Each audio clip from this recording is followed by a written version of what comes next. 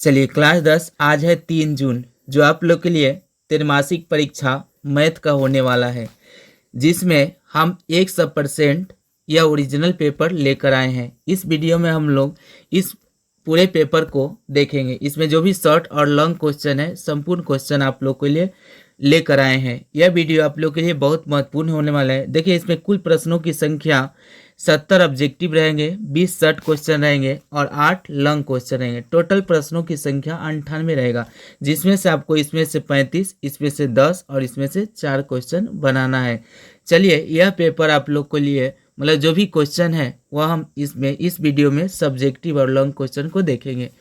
चलिए हम क्वेश्चन को शुरू करते हैं। सब्जेक्टिव, यह आप लोग का जो पहला क्वेश्चन है लघु उत्तरीय। यह पहला क्वेश्चन है कि यूक्लिड विभाजन एल्गोरिथम की सहायता से 867 तथा 295 का मौसा यानी एचसीएफ ज्ञात करना है। किस विधि से? यूक्लिड विभाजन।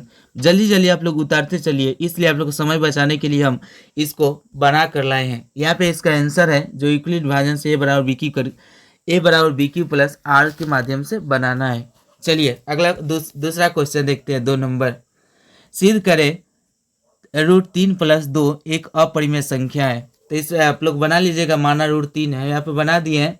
आप लोग उतारते चलिए क्वेश्चन, क्योंकि आप लोग को जल्दी एग्जाम देने जाना है, इसलिए हम समय बचाने के लिए क्वेश्चन को हम बना दिए हैं। चलिए क्वेश्चन आप लोग उतार लीजिएगा। आगे बढ़ते हैं। तीसरा क्वेश्चन है कि सबसे छोटी अभाज्य संख्या तथा सबसे छोटी यौगिक संख्या का मौसा ज्ञात करिए, अर्थात एचसीएफ निकालना है। तो सबसे छोटी अभाज्य संख्या 2 होता है और सबसे छोटी भाज्य संख्या यौगिक संख्या 4 होते हैं। दोनों का आपको क्या निकाल देना है? मौसा निकाल देना है। यह 2 नंबर वाला क्वेश्चन है। चलिए अगला क्वेश्चन हम देखते हैं। 840 को इसके अभाज्य गुणनखंड के गुणनफल के रूप में व्यक्त कर देना है। 840 इसके अभाज्य गुणनखंड के रूप में क्या कर देना है? आपको व्यक्त कर देना है। जो 840 को आपको गुणनखंड कर देना है। यहाँ पे हम गुणनखंड कर दिए हैं। जो आंसर है 2 के पावर 3 गुने 3 गुने 3 गुने 5 गुने 7 ये आंसर होंगे। चलिए हम क्वेश्चन अगला देखते हैं। अगला है 5 नंबर क्वेश्चन। यदि x बराबर 0.2254 और दोनों पर क्या है? 5 और 4 पर आपका रेकरिंग है। यहाँ 54 पर आवर्त, तो इसे भिन्न के सरलता रूप में आपको क्या करना है? व्यक्त करना है। यानी इसको आपको P/Q के रूप में लिख देना है। तो यहाँ पे हम क्वेश्चन को लिख दिए हैं। जैसे हम लोग लिखते हैं, देखिए इसमें क्या करते हैं कि पूरा को आपको उतार देना है और जितना संख्याओं पर रेकरिंग है उतना बटा में 9 लिखते हैं। तो यहाँ पे 2 संख्या पर रेकरिंग है तो 9 लिख देंगे, और जो संख्या पर रेकरिंग नहीं रहता है दशमलव के बाद उसके लिए 0, और बाद में जो संख्या रहता है दशमलव रेकरिंग के पहले उसको हम माइनस कर देते हैं। तो यहाँ पे आंसर आएगा 252/990। चलिए अगला क्वेश्चन 6 नंबर देखते हैं। यह क्वेश्चन आप लोग उतारते चलिए, क्योंकि आप लोग को आज यही क्वेश्चन मिलने वाला है।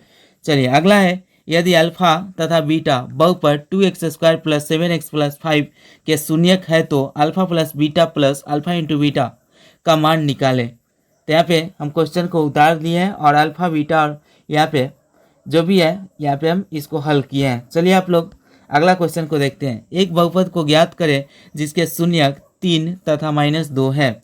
तो अल्फा बराबर 3 है और बीटा बराबर -2 है, और दीर्घात बहुपद के सूत्र लगाएंगे x² minus alpha plus beta x plus alpha into beta, और इसे मान रख के क्या करेंगे? बना लेंगे। चलिए आप लोग काफ़ी बहुत उतारते चलिए। अगला क्वेश्चन है 8 नंबर।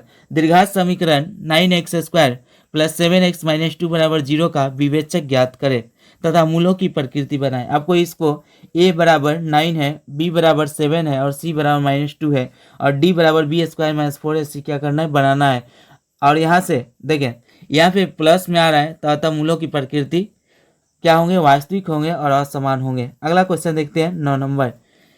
एक दीर्घात समीकरण लिखें जिसके मूल -9 तथा 4 है। तो अल्फा बराबर -9 हो गया, बीटा बराबर 4 होंगे। दीर्घात बहुपद आपको क्या कर देना है? वही सूत्र लगाकर x² minus alpha plus beta x plus alpha into beta पर बना देना है। अगला क्वेश्चन 10 नंबर है। यदि दो प्रकृत संख्याओं का योग 27 है तथा उनकी गुणनफल 182 है तो उन संबंधों को समीकरण के द्वारा प्रदर्शित करना है। तो मान लेंगे, माना x माना एक परिकित संख्या x है तथा दूसरी परिकित संख्या y है, x प्लस वाई बराबर 27 है। गुणनफल मतलब गुना कर देना, 182 है। बस क्वेश्चन यहाँ से आपका जो भी 10 क्वेश्चन आपको बनाना है एग्जाम में, सेम यही 10 क्वेश्चन आपको एग्जाम में मिलेगा।